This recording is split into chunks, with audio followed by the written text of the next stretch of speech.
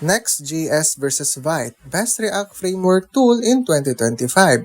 Hey there, developer! If you've been building React apps lately, you've definitely heard the buzz. Next.js or Vite?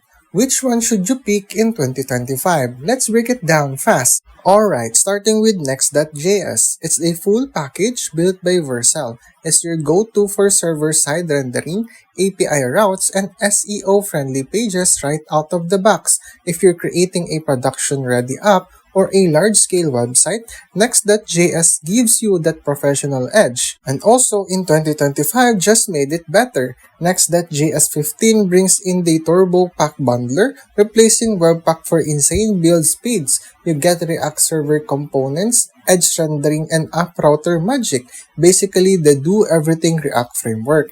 Now, on the other side, let's talk about the Vite, your lightweight lightning fast dev tool. Created by Ivan Yu, the same genius behind Vue. Vite is all about speed and simplicity. You love how it boots up almost instantly and gives you hot reloading that feels like, well, it's instant.